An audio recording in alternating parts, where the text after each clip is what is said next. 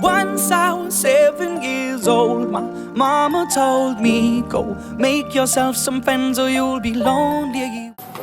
Power 96.1, what's up? I'm Terry J here with Lukas Graham. Woo, woo. Hey. Yeah, we're out here at Vinyl ATL and we're hanging out with the guys. When did you guys get into town? Last night. Yeah. Last night. First and foremost, when people people who listen to you for the first time, they're like, Lukas Graham, I like that guy. But then they see you and then they realize it's a group. How many people for the first, you could tell like it's their first time when they realize you're a whole group? I think 50% of the people are surprised that we're a band. And I remember I started writing all these songs with my main man Don Stefano, like 10 years ago when we started writing songs in high school. And then around about 2009, we wrote the first songs for these records that we're releasing now. And then we found out, of course, Mark, that I had a band with in high school 10 years ago.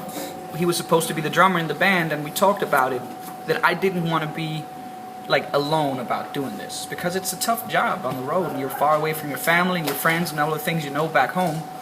So I decided to do it as a group rather than do it as a solo guy, because it's not fun to be on top by yourself. You want to bring some friends with you. That was really funny because you look right in my eyes as you're like, you don't want to be on top by yourself. And I was like, I don't know how to respond to that. All right, so it's a team sport. It's a team sport. All right, so since you guys are a group, everyone's important. Please introduce yourself so everyone can get to know you guys. Hi, I'm Casper, the yes man, and I play the piano. I am Lucas, the no man. I'm also a yes man. And I do the singing and the writing lyrics part. I'm Mark. I play the drums, also known as Love Stick. Sorry. And my name is Magnus, and I play the bass. And this is our guest percussionist tonight, Terry J. Yo, for the first time ever, just learned the drums. And you come to the ATL, I'm gonna have to get on you. You have a San Antonio hat on. What's going on? We got to get you a Hawks hat. What's going on there? I don't know anything about like football and all. I think it was a nice hat. So. He just likes hats. Yeah. You know, it is a nice hat. I will give you that. It's a leather strap going on. The leather buckle, eh? All right, so tell me, 7 years. I mean, it's skyrocketed. It took off. Did you guys see that happen? Like when you made that track, did you feel like, man, this is gonna do something like this? Or did you like? How did that happen? Mark was actually in the studio when I was writing the song, and he was one of the main guys. Like kind of just. It wasn't like we were writing the song together, but I was just loudly stating my thoughts, and then we got to 20, and I was like, but I'm not 30 yet, and Mark was opening a bottle of wine. He's like, dude, keep going, man.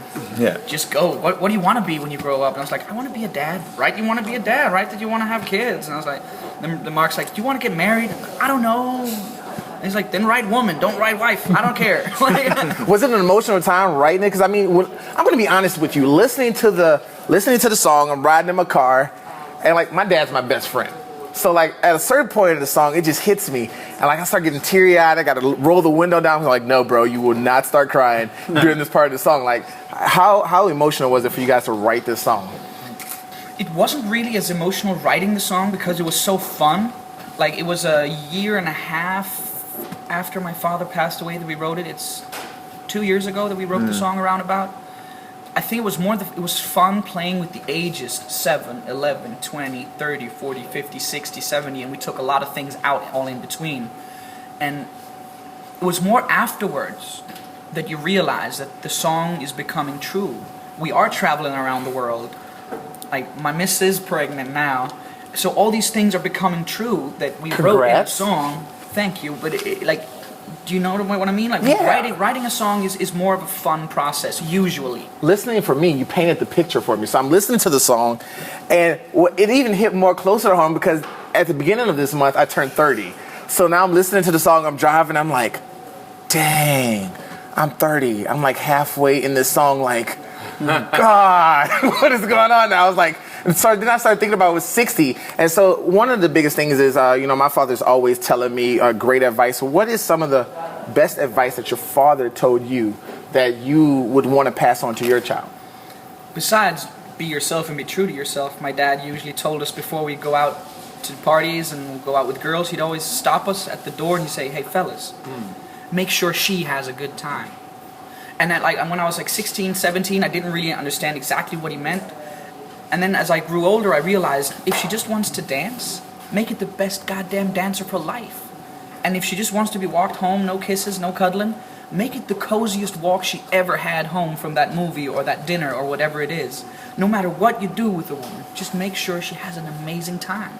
Because you can't go wrong then. You've done your best to please her, and if she doesn't want you, well, that's the freedom of choice right there. There you go. So he's talking to me, looking directly in my eyes, and I'm getting the heart face eye emoji going on. I'm like, oh my God, he's getting sexier and sexier. I don't know what's going on to me, but look at this face. I'm like, whew. So anyway, all right. So before you, people think sometimes that they just see you on TV or they hear your songs and they think, man, he's on the radio. I want to be a musician like that one day. But before you became before everyone knew your songs and was trying to do covers of your songs, what were some jobs that you guys had? Like, what are some of your ins and out jobs that you had just to put money on the table? Mark, you had a cool job. What was that? You're like a steak chef. Yeah, that's true. You were a steak chef? Yeah, in a short period. But Steak manager. Steak manager, yeah. But I actually also teach people in drumming, so that was my main thing. Can you cook though? No, I can't actually. Oh, that's So disappointing. I'm a steak. I can't cook. I can just cut though. I can cut. Horrible Steak food. chef. Yeah. I used to sort out the recycled bottles at a supermarket. Yeah, it was a really fancy job. Wow. Yeah. So how does that go? Like, what type of bottles did you separate? Like, oh, this is aluminum.